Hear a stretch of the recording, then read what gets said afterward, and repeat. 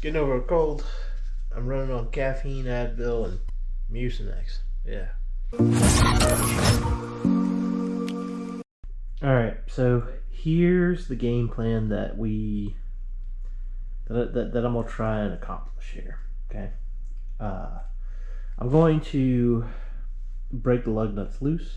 We're gonna remove the ramps. We're gonna get some jack stands to go underneath the coilovers.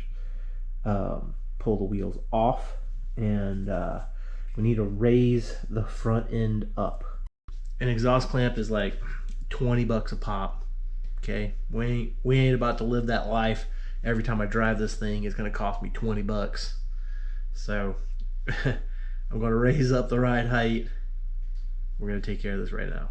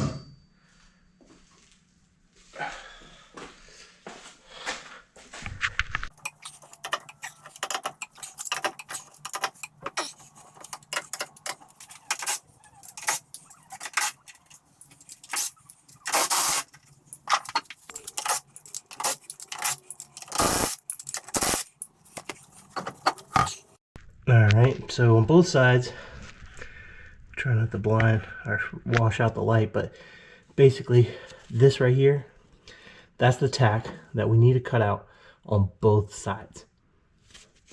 Nice beefy tack, kind of keeps things together. Then we can proceed to unbolting the rest of the suspension, coilover and whatnot. I'm gonna go ahead and unbolt this thing.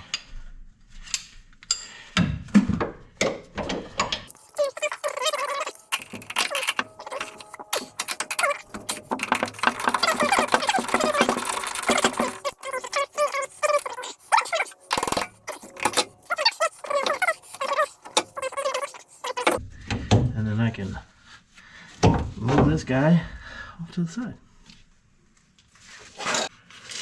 But I think this might get it. I'm gonna hammer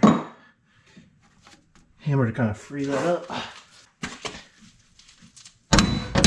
There we go. Sweet.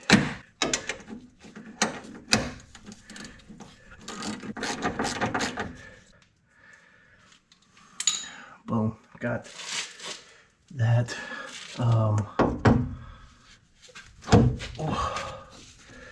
Got that one going. Now I just need to get the suspension to relax.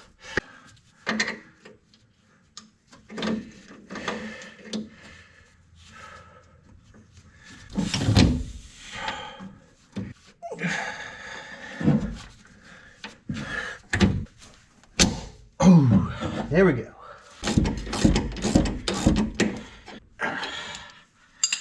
Let's go ahead and take care of the other side now. So being that we've raised each side of the suspension, that means we pretty much thrown off our alignment a bit, because the alignment was meant for the previous ride height. So now for this ride height, might go ahead and pull out the little angle gauge, and I will stick it on the rotor, and I might just eyeball it. No, this is not done scientifically, but I think I might play around with some different alignment specs, I guess you could say. Like see how much camber I can get, and if I am able to get enough camber maybe for a track day, hey, that might be useful to know. But I think I'm gonna go ahead and make some adjustments, get the camber gauge, see where it's at, see if I can kind of put a little bit more, and then yeah, I will make sure after I make adjustments that I set it down on its own weight.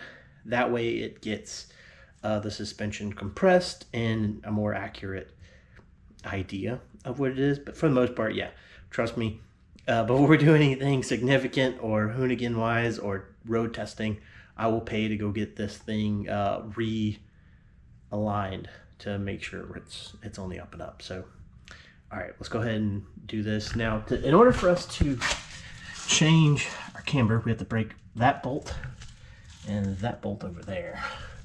Same for the other side, and then that way it allows us to move that control arm in or out. Whew, like I can like feel it. Ugh, boy. All right, so I think I'm gonna call it quits because I'm already like winded and tired because one, I'm just like under the weather, probably have a fever, probably have too much Advil, caffeine, and Mucinex to even feel the fever, but I'm like losing energy. But anyways, got the ride height adjustment so that I can stop blowing out, crushing, snapping, ripping apart exhaust clamps on the Mustang, because that's like the lowest point of the car and we don't need that happen anymore. So anyways, that was taken care of. I'm glad you guys watched the little of a job it was. But ride height adjustment pretty much isn't a big deal, other than now that we have to cut tacks, because it seems like we need the tacks, because those are tacks are now important on this car, because we'll hit bumps pretty hard or we'll side load pretty hard, and then before you know it, you left at one ride height and you came back at another, and those little bolts just weren't holding it. So now we've melted metal together to help hold this thing at the ride height that I wanted. So all right, hit a like, get a comment down below. I appreciate it. It's your first time, go ahead and think about subscribing.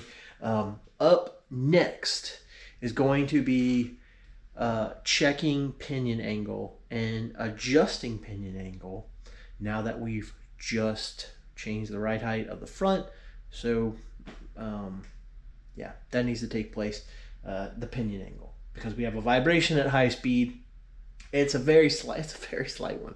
It's the oh so slightest one, but it is one, and I can tell it's probably like it's leaking out differential fluid, because there's the wobble and differential fluid's like coming out, and as well as I can't see through my rearview mirror when we're going we'll just say a quick highway pace, and so I need to be able to see out my mirror. I want this car to be stable at high speeds, and especially when we hit the track. So that's it. Appreciate you guys watching. Catch it on the next one.